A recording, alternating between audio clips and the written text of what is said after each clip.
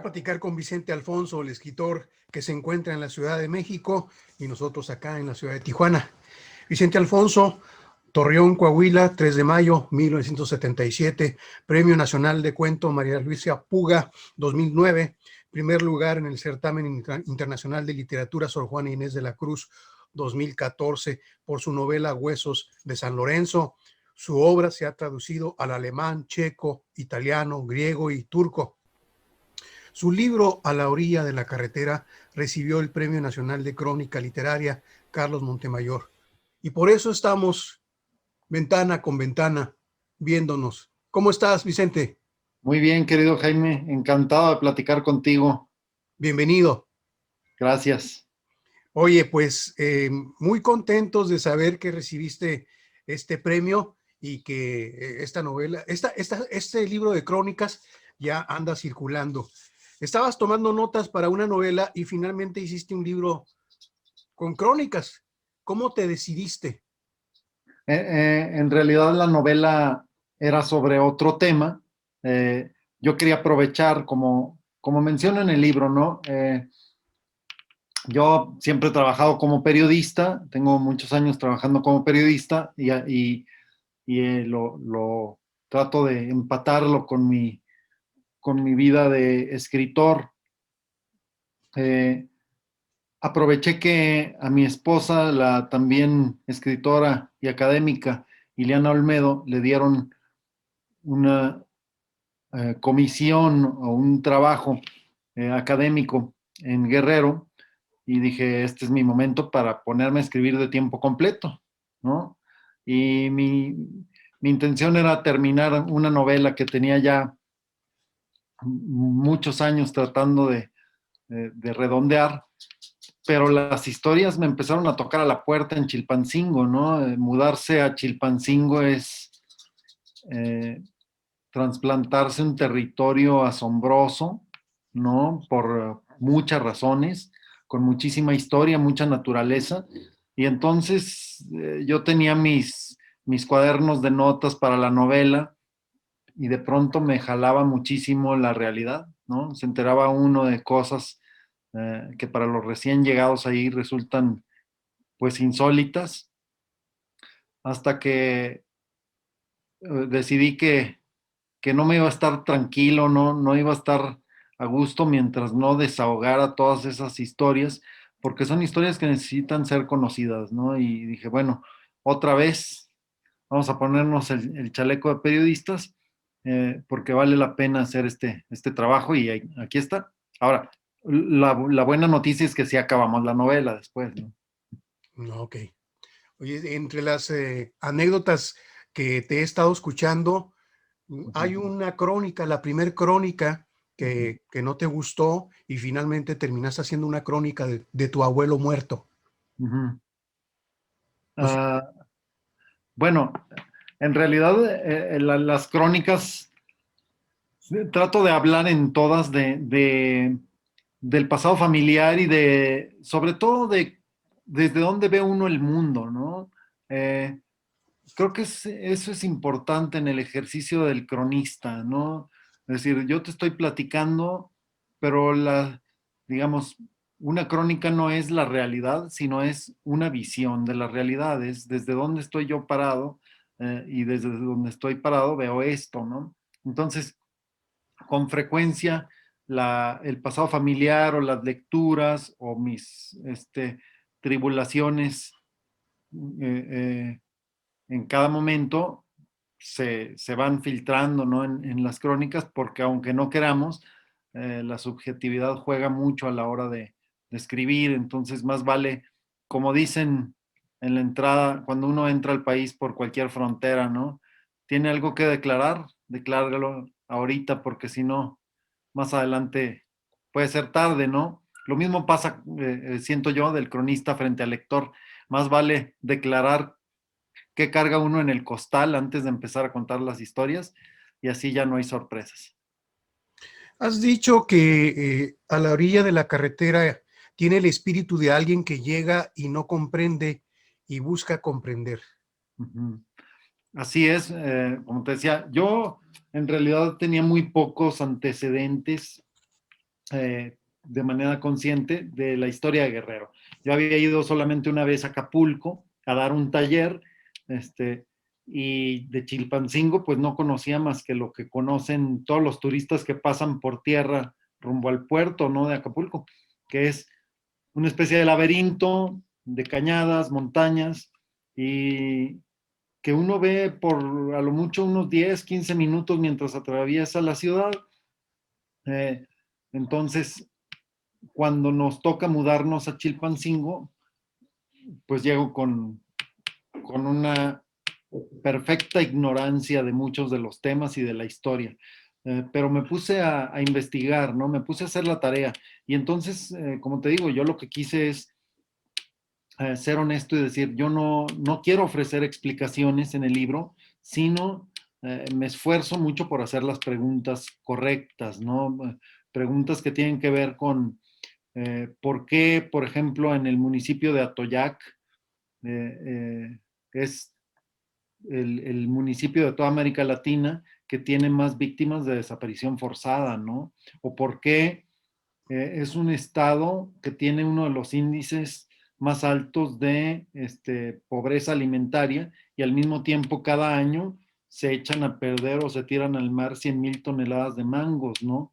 O por qué es un estado que tiene la mina más grande de oro de América Latina y al mismo tiempo tiene el municipio más pobre de todo el país, ¿no? Todos estos contrastes sugieren que detrás hay historias aún más desgarradoras, y mi tarea era pues ir por ellas, ¿no? Hay varios personajes de los que te quiero, bueno, me gustaría que me dieras tu punto de vista. Carlos Montemayor. Bueno, Carlos Montemayor es, creo yo, una de las grandes plumas que ha tenido nuestro país. Eh, pero aparte, por muchas razones, fue mi guía en esta aventura de hacer las crónicas. Eh, Mi esposa, como ya dije, es escritora, tuvo la beca del Centro Mexicano de Escritores hace ya un tiempo, y su tutor fue don Carlos Montemayor. Entonces, Ileana recordaba muy bien haber leído y haber platicado con él respecto de Guerra en el Paraíso, que es quizá la novela más célebre y la que implicó mayores esfuerzos en toda la obra de Montemayor. Y para quienes nos escuchan y no estén familiarizados con el tema, Guerra en el Paraíso retrata un periodo que es entre los 60s y los 70s, y más concretamente hacia 1974, en la Sierra de Atoyac, en Acapulco, en Chilpancingo, porque hubo una especie de gran tironeo entre tres actores, que es el ejército, una guerrilla que era comandada por Lucio Cabañas, y un grupo de periodistas, ¿no? O un gran coro que funciona en la novela como un gran coro griego, que es un grupo de periodistas que no siempre están de acuerdo. Hay periodistas que se van de un lado y otros que se van del otro, y entonces sirven como voceros.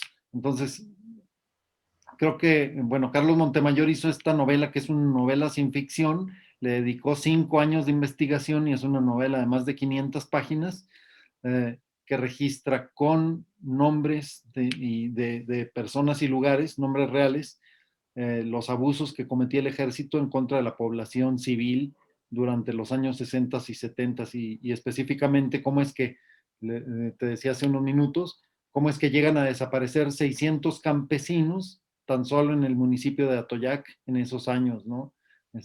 Entonces, creo que si alguien me podía servir de guía para comprender la complejísima realidad, o para empezar a sacar el hilo de la madeja, de la complejísima realidad que significa la historia y el presente de Guerrero, pues era por supuesto Carlos Montemayor, que aparte era de Parral, Chihuahua, es el lugar de donde es mi familia, ¿no? Mi abuelo era Parral y era minero, entonces yo conocía a Montemayor por lo que había escrito de minas.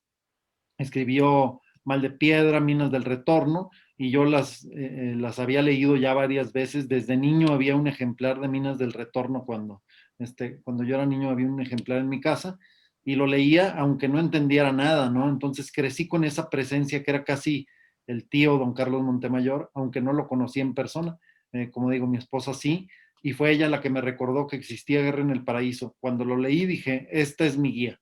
No necesito una guía de turistas, sino una antiguía que sea la que va desvelando los rincones pues, más oscuros, ¿no? Y de ahí me agarré. Además, él era cantante, muy buen cantante, Estupendo cantante de ópera. y tú eres músico.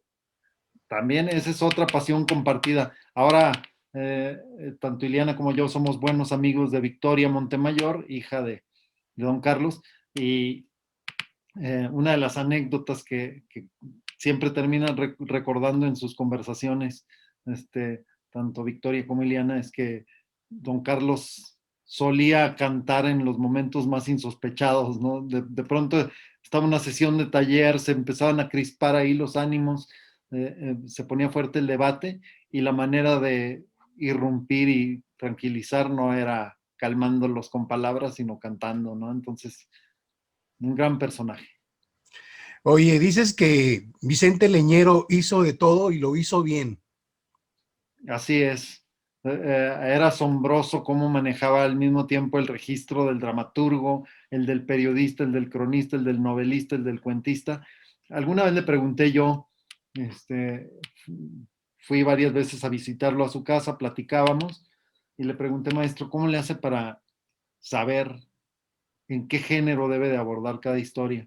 Y me dijo, la historia pide su género. No busques tú ponerle zapatos que no le quedan a una historia, ¿no? Si la atiendes, si pones atención a lo que está pidiendo, vas a saber qué género abordar. Gabriel García Márquez tiene que ver contigo y creo que vas a ir a su casa.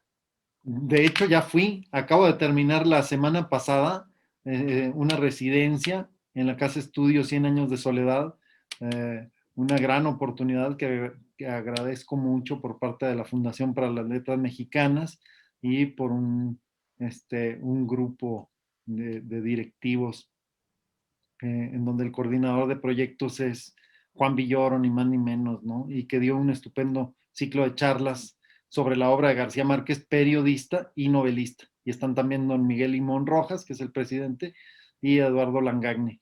Entonces, y Genei Beltrán como coordinador de la casa. Entonces, es un gran equipo y la idea es, se acondicionó la casa donde García Márquez escribió Cien años de soledad.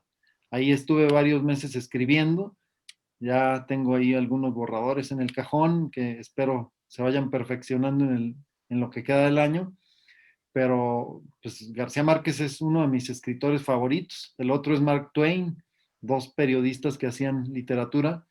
Imagínate, yo me sentía como un niño fanático de Messi en el vestidor del Barça, ¿no? Oye, maestro Juan Villoro fue importante para tu libro A la orilla de la carretera. Te dio una indicación. Muchísimo, muy, muy importante. Digamos que, bueno, con ese ojo tan certero de cronista que tiene el maestro Villoro, después de que mis crónicas ganaron el premio Bellas Artes de Crónica, yo seguía sintiendo que había algo que no fraguaba ahí, que no estaba toda la historia contada. Y fue él quien detectó que me estaba faltando contar la historia de las historias. O sea, me dice, ya tienes las crónicas, pero ¿cómo llegaste a ellas, no? Me dijo, aprovecha esto. Yo le platiqué que había tomado la novela de Montemayor como antiguía o como guía oscura de Guerrero, y me dijo, tienes que contar eso, porque aparte no son muchos los norteños que han subido a la Sierra de Atoyac, que han andado preguntando en las poblaciones, que han estado entrevistando gente, ¿no? Eso tienes en común con él, tienes el pasado de minero también en común con él, tienes que contar, porque aparte es muy interesante cómo Montemayor sufrió una transformación importantísima, no en Guerrero, porque ya había pasado por ese proceso, sino en Oaxaca. Él lo cuenta en otro libro que se llama Encuentros en Oaxaca. Montemayor estaba primero obsesionado con la cultura grecolatina, con las obras de los antiguos griegos, la mitología griega, al grado de que le fue ofrecido un puesto diplomático para para irse a Grecia, ¿no? Y él pensaba aprovecharlo para estudiar más de cerca estas culturas. Eh, pero en el Inter, en 1983, estamos hablando de cuando él era un treintañero, lo mandan a dar un taller a Oaxaca, a la Sierra de Oaxaca. Y él llega hablando de poesía clásica y de pronto ve que todos lo ven con cierta extrañeza, ¿no? Habitantes de comunidades rurales de la sierra. Y dice, pues, ¿quiénes son los poetas del pueblo? No quiero saber por qué me mandaron aquí. Les dice, no, pues es que en este pueblo no hay poetas. ¿Para qué piden un taller entonces, no? Se van a comer todos los miembros del taller y a la hora de estar comiendo en la sobremesa con unos mezcales de por medio, le empiezan a platicar quién era el que hacía, por ejemplo, versificación cuando había una pareja que recién se casaba, el festejo era ciertos versos de parte de alguien, había otra persona que llevaba el registro de los hechos importantes en el pueblo, etcétera, ¿no? Había otro que hacía este, eh, pequeñas obras satíricas, ¿no? De lo que sucedía también en la vida del pueblo.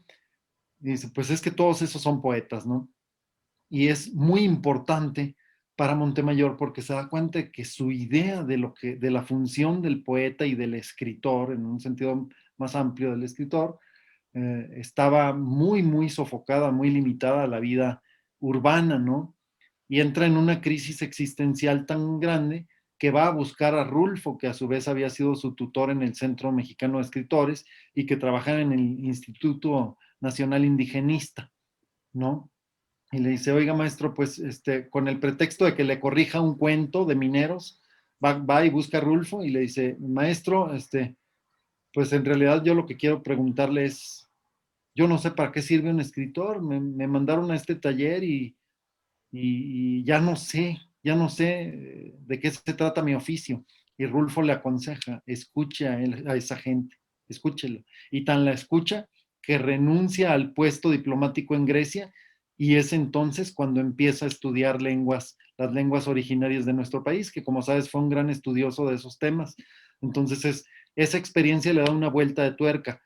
Yo siento que, por supuesto, toda proporción guardada, pero a mí me ocurrió algo muy similar, ¿no? Estando en la sierra o en las montañas de Guerrero, uno piensa muy poco en términos de becas y de premios y sí tiene más la tendencia a pensar para qué sirve un escritor, porque un herrero, un leñador, un pastor sirven para algo, pero los escritores a veces pareciera que no servimos para nada, ¿no?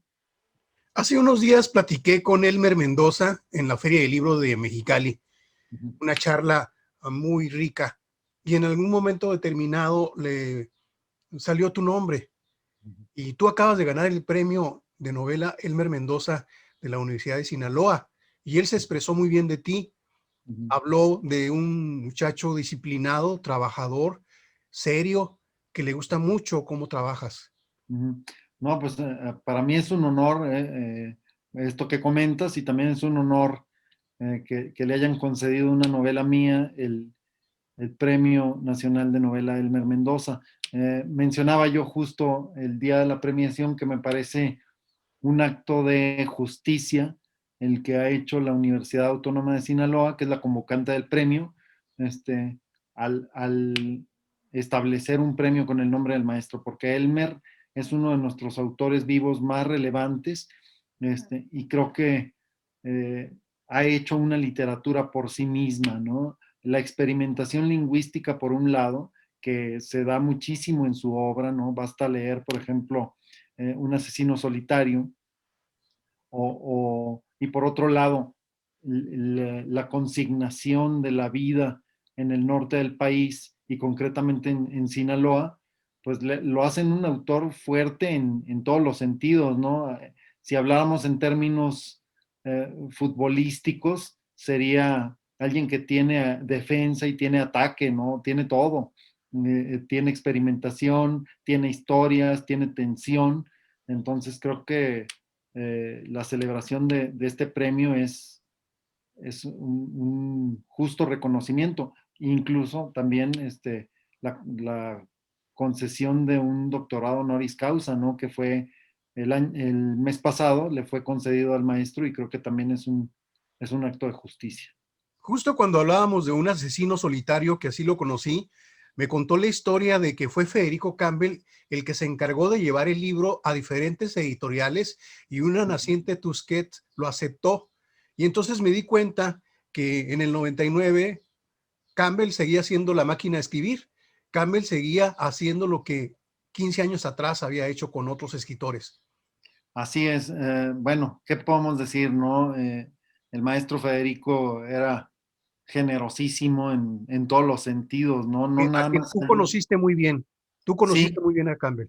sí, fuimos muy cercanos, pues aún hoy, ¿no? No hay día que no lo recordemos aquí en casa, ¿no? Por múltiples razones. Fue alguien que cambió la vida de muchas personas y me incluyo, y que pues era un hombre de letras en toda la extensión de la palabra, ¿no? Porque en todo veía posibilidades literarias y, y aparte era generoso porque compartía esas posibilidades literarias. Y el ejemplo de lo que pasó con un asesino solitario me parece que es importante, ¿no? Porque como bien lo ha señalado el maestro Elmer, el maestro Campbell fue el primero que supo ver que era una novela que iba a revolucionar nuestra literatura. Y así fue, ¿no? Claro. Oye, acabas de cumplir 44 años de edad y un hermano tuyo también cumplió 44 años de edad. Así es. Desde niño has escuchado esta pregunta, ¿qué se siente tener un hermano gemelo? ¿Ya Ujú. tienes una respuesta? Fíjate que la respuesta que tengo, después de muchos años de escuchar la pregunta, pensé que la respuesta debía ser un libro, ¿no? Y mi respuesta es mi segunda novela que se llama Huesos de San Lorenzo, ¿no? Los protagonistas son un par de gemelos, este, y creo que, bueno, invito a quienes nos acompañan en esta conversación a que busquen la novela, porque ahí está cifrado mi experiencia, ¿no? De qué se siente tener un hermano gemelo. Pero para no dejar tan en el aire la respuesta, puedo adelantar un poco, que es, a mí me preocupaba mucho desde niño ser visto como una especie de fenómeno, ¿no? Porque tenía siempre a un hermanito idéntico, ¿no? A un lado, y entonces pues era una situación muy particular. Con el tiempo me fui dando cuenta de que esas particularidades son las que nos arman a todos, porque no hay quien se salve. El que no es visto y los niños creo que lo ven con mucha lucidez, aunque de pronto, bueno, por lo menos en mi generación, ahora creo que eso ha cambiado, pero en mi generación podíamos ser muy crueles, ¿no? El que no era el flaco era el gordo, el que no era el copetes era el pelón, pero nadie se salvaba de ser caricaturizado por sus características particulares, ¿no? Y sin embargo, pues resulta que somos humanos y no hay dos personas idénticas, cada quien tiene esos rasgos, ¿no? Entonces, te decía, aunque de niño me atormentaba mucho tener un hermano idéntico, con el tiempo fui comprendiendo que en realidad son esos accidentes, entre comillas, es decir, esas características, son las que nos van dando forma y las que nos dan una lectura del mundo, ¿no? Vicente, ¿nos puedes repetir cómo encontrar tu libro? ¿Cuál es la editorial? Sí, Darnos las características. la novela se llama Huesos de San Lorenzo, fue publicada por Tusquets en 2016 y bueno, eh, se consiguen ejemplares, por supuesto, en su momento fue una obra muy difundida. Es muy fácil conseguirla también en versión electrónica y pues es una novela que es quizá la obra más difundida que tengo porque es la que se ha traducido a varios idiomas y ha recibido premios. Te agradezco mucho la entrevista, Vicente, y espero verte físicamente en este 2021. Al contrario, muchas gracias. Ya sabes que siempre es un placer platicar contigo, Jaime, porque desde hace años tenemos un diálogo sobre muchos temas, ¿no? La relación compleja entre periodismo y literatura nos ha tenido platicando durante años y creo que todavía nos faltan bastantes años por conversar. Entonces, un placer. Ojalá nos veamos pronto.